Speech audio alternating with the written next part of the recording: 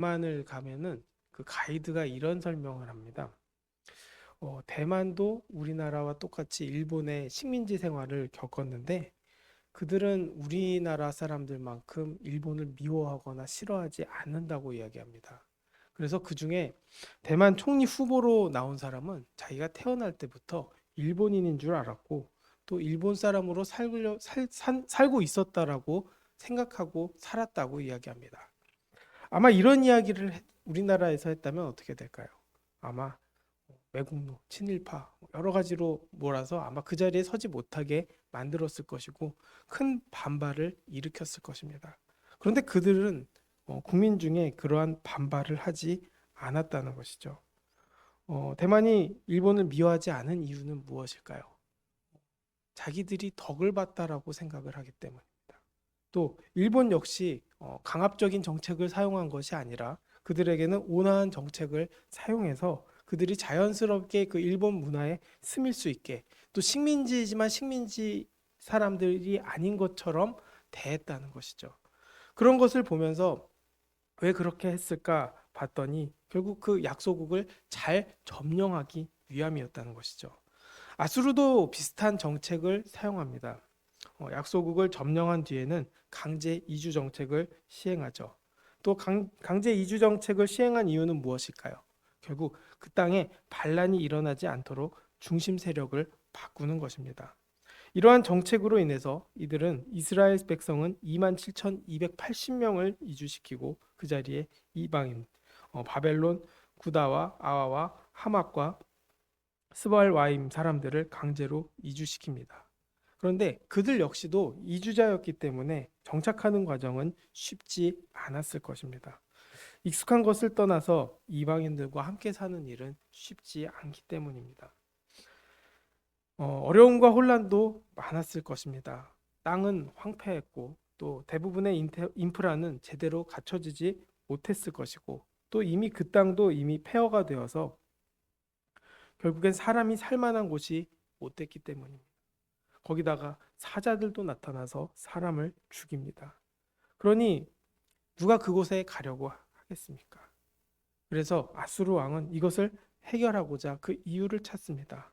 결국 알게 된 것은 그 땅의 신의 법을 알지 못해서 고난을 받고 있는 것이다 라고 말을 하면서 결국 그것을 해결하고자 이스라엘에서 사로잡아온 제사장 중 한 사람을 이스라엘로 파견해서 이주자들에게 여호와의 말씀과 종교를 가르치도록 조치하는 것이죠. 결국 여기서 알 수 있는 것도 결국 식민지 민족의 종교를 탄압하기보다는 오히려 제국 통치에 도움이 되는 방향으로 그들의 종교를 활용했다는 것입니다. 이스라엘로 이주해온 이방인들은 아수르 왕이 파견한 제사장들의 가르침을 받아들이기는 했지만 결국 여호와를 섬기면서도 자신들의 신을 섬기는 일도 동시에 하게 됩니다. 사실 당연한 일이기도 합니다.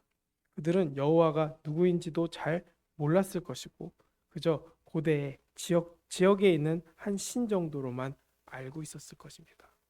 그뿐만이 아니라 결국 여러 신들을 믿는 관습은 그 당시 이방인들에게는 당연한 일이었습니다. 이스라엘도 하나님을 믿는다고 하면서 산당을 세우지 않습니까?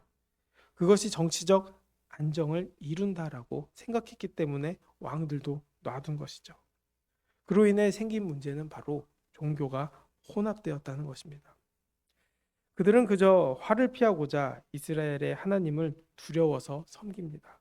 그러나 자신의 신들은 사랑해서 섬기죠. 그래서 각자의 신을 함께 섬깁니다. 유대학자들의 전승을 따르면 우상들은 여러 가지 모습을 보이고 있는데 스콘느봇은 새 제불은 암탉과 병아리, 네르갈은 장닭, 아시마는 깨끗한 수점소, 니파스는 개, 다르닥은 노새, 아르다 아드람멜렉은 꿩, 또 아남멜렉은 칠면조였다라고 이야기하죠. 그 영국 학자들이 이야기하기를 수콘 느봇 이 뜻은 딸들의 장막이라는 뜻으로 결국 비너스나 여신 숭배를 했을 가능성이 크다고 말하고 있습니다. 또 굿 사람들과 바사 사람들이 섬긴 네르갈 역시도 마찬가지죠. 스발와임 사람들은 자녀들을 불살라서 바치는 아드람멜렉과 아남멜렉에게 바칩니다. 이들 역시 몰록의 변형에 불과했을 뿐입니다. 이런 일들을 자연스럽게 했다는 것이죠. 결국 누구를 섬기기 위함입니까? 열왕기하 17장 32절의 말씀을 보면 그들이 또 여호와를 경외하여 자기 중에 사람을 산당의 제사장으로 택하여 그 산당들에서 자기를 위하여 제사를 드리게 하니라라고 말씀합니다. 결국 나를 위해서, 자기를 위해서 드렸다는 것이죠. 이 싸움이 지금도 계속되지 않습니까? 결국 하나님이 우선이냐, 또 내가 우선이냐, 이 싸움이 늘 있다는 것이죠. 신앙생활을 하면서도 마찬가지입니다. 이 싸움은 계속 된다는 것입니다. 우리 역시도, 또 저 역시도 자유롭지 못한 부분이죠. 결국 내 안위가 최우선이 되는 순간에 이 싸움은 계속 부딪히게 된다는 것입니다. 내 안위가 우선이면 결국 남을 생각하거나 배려하기보다는 내가 우선입니다. 그 내가 우선이 되는 순간 교만해집니다. 교만해지는 순간 하나님을 생각하지 않습니다. 사탄이 지옥으로 인도하기 위해서 유혹하는 방법이죠. 여기에 따라가면 하나님을 결코 경외할 수 없습니다. 결국 내 안위를 위해서 두려워하는 척하지만 따르지는 않는 것입니다. 그렇기 때문에 섞이는 것이죠. 우리는 이렇게 이야기할 때가 많습니다. 예수님의 길을 따라가게 해 주십시오. 예수님의 길을 따라가고자 원합니다. 제자 되기를 원합니다. 이렇게 이야기하지만 또 한편으로는 건강하고 복받고 잘 살게 해주세요 라고 부탁하는 식으로 기도할 때도 많죠. 이것이 복이라고 이야기하는 사람들도 많습니다. 그런데 여기에 모순이 생깁니다. 예수님은 이 땅에서 장수하지도 않으신 것이고 또 잘 살지도 않으셨습니다. 자기 누울 곳 하나 없으셨던 분이고 또 자기 지낼 곳 자체가 없었기 때문에 사실상 가난하게 사신 모습 아니었습니까? 이 모습을 봤을 때 늘 헷갈리는 것이죠. 늘 우리 마음속에 이런 생각들이 혼재되어 있다는 것입니다. 결국 믿음과 또 내 바람, 내 주장이 헷갈리게 되는 것이죠. 그런데 하나님은 무엇을 원하십니까? 하나님이 우선되는 것을 원하십니다. 하나님을 유일한 신으로 인정하고 그분의 율례와 법도를 따르기를 원하십니다. 그 율법의 핵심은 무엇입니까? 결국 하나님께서 야곱의 자손에게 가르친 그 율법은 다른 신을 경외하지 말 것, 그리고 오직 여호와만 경외하고 예배할 것, 여호와의 율례를 따라 영원히 행하고 다른 신들을 경외하지 말 것, 그리고 주님과의 언약을 잊지 말며 다른 신들을 경외하지 말고 오직 여호와만 경외할 것이다 라고 몇 번이나 반복하여 말씀하고 계십니다. 결국 복은 어디에 있습니까? 하나님께 있다는 것입니다. 진짜 복을 원한다면 또 진짜 나를 위한다면 하나님의 뜻을 따라가야 하는 것이죠.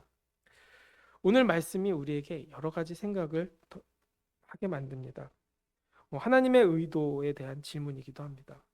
가나안 땅에서 이스라엘 백성을 내쫓으신 하나님께서 어떻게 그보다 더 심하면 심했던 그 우상 숭배자들을 사마리아 성읍에 넣었을까? 또 원천적으로 왜 차단하지 않으셨을까? 또 왜 이주시켜 놓고는 사자들을 보내서 겁주었나? 또 겁을 줬으면 제대로 겁을 줘서 버르장머리를 확실하게 고쳐놓을 것이지 어찌 보면 이렇게 흐지부지하게 지나가고 말았나? 이런 생각이 들 수 있습니다. 그런데 이 열왕기서의 기록 목적이 무엇입니까? 아수르로 잡혀가고 바벨론의 포로가 된 이스라엘 백성, 하나님의 백성 이스라엘 백성에게 그 멸망의 원인을 가르치기 위한 것이죠.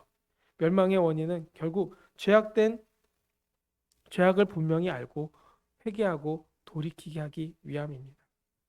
하나님께서는 쫓겨난 이스라엘에게 보여주시는 것이죠. 결국 우상 숭배로 인해서 얼마나 난장판이 되고 또 얼마나 이상한 세상이 되는지를 바라보라고 말씀하시는 것이죠.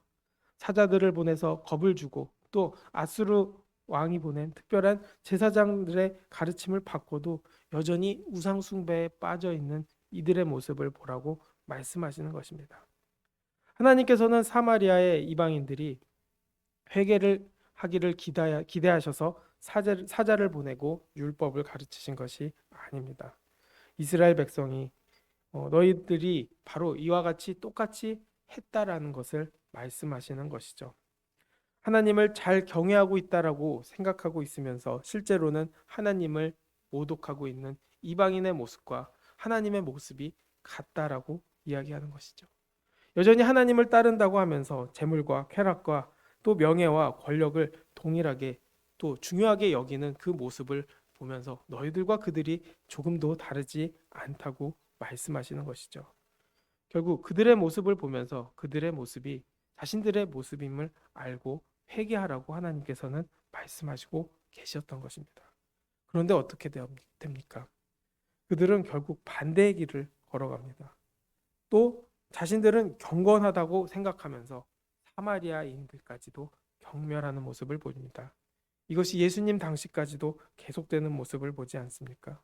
결국 우리의 모습 속에 사마리아의 이방인들의 모습과 똑같은 유대인들의 모습이 있다는 것이죠. 하나님을 경외하지만 여전히 세상을 추구하는 모습들, 또 하나님을 이야기하지만 하나님보다 중요한 것들이 많은 우리의 모습들, 또 세상을 사랑하고 쾌락을 따라가는 그 모습들, 그러면서도 하나님이 내 인생의 1순위라고 하는 모습들, 그러면서도 그것을 자랑스러워하는 그런 모습들을 우리 안에서 보게 됩니다. 이 역시 하나님을 모독하는 줄도 모르고 따라가는 길이죠. 이것이 결국 혼합된 종교의 모습을 보여주는 모습이라는 것입니다. 그래서 하나님께서는 이런 것들을 가증스럽게 여기신다는 것이죠. 결국 진정 하나님을 중요하게 여기는가 아니면 중요하게 여기지 않는가, 이것이 우리의 겉모습에서는 다 알 수 없습니다. 그러나 우리의 마음을 들여다보면 보이게 되는 것이죠. 그리고 알게 되는 것입니다. 결국 우리의 우선순위가 하나님이 아닐 때가 많다는 것을 알게 되는 것이죠. 그래서 우리는 늘 기도의 자리에서 늘 돌이켜야 합니다. 또 각자의 어려움을 통해서 하나님의 부르심을 깨닫고 돌이켜야 합니다. 또 말씀을 듣고 돌이켜야 합니다. 또 우리가 이 세상 돌아가는 모습들을 보면서도 하나님이 역사하고 계시다는 것을 보고 돌이켜야 하는 것이죠. 결국 가장 중요한 것은 하나님이시라는 것을 인정하고 가는 것. 이것이 믿음이고 이것이 바로 구원으로 가는 길이기 때문입니다. 결국 하나님이 1순위가 되어야 하는 것이죠. 신명기 6장 4절 5절 말씀을 보면 이스라엘아 들으라. 우리 하나님 여호와는 오직 유일한 여호와시니 너는 마음을 다하고 뜻을 다하고 힘을 다하여 내 하나님 여호와를 사랑하라고 말씀하고 있습니다. 복은 바로 거기에 있다는 것이죠. 오직 하나님을 사랑하고 절대적으로 사랑하고 의지하는 삶이라는 것입니다. 그래야 됐을 때 우리가 이 우상 숭배나 또 자연스럽게 혼합된 이 세상과의 모습 속에서 이겨낼 수 있는 힘이 되기 때문입니다. 그렇기 때문에 오늘 하루도 우리는 이 혼합된 이 땅에서 하나님과 또 세상을 같이 사랑하는 이 세상에서 또 내 모습 속에서 다시 돌이켜서 늘 주님 앞에 온전히 나가고 또 주님 앞에 온전히 마음을 다해서 결국 하나님밖에 없음을 고백하며 믿음으로 달려가는 우리가 되기를 주님의 이름으로 축복하겠습니다. 기도하겠습니다. 하나님, 우리는 늘 우리 마음속에 내 생각과 하나님이 혼재되어 있습니다. 이것이 혼합되었다는 것을 잊은 채 믿음이라고 착각하고 살 때가 너무나 많습니다. 아버지, 우리를 불쌍히 여겨주시고 용서해 주시옵소서. 그리고 다시 돌이켜 오직 하나님만 의지하고 하나님만 고백하고 하나님만 사랑할 수 있게 도와주시옵소서. 그것이 복임을 알게 하여 주시고 그것이 정말 나를 위한 것임을 깨닫게 하여 주시옵소서. 그래서 그 복을 누리는 우리의 삶이 되게 하여 주시고 그 복을 통해 구원의 기쁨을 또 구원의 역사를 하나님의 뜻을 이루어가는 기쁨을 우리가 이 땅에서 누리며 승리하게 도와 주시옵소서.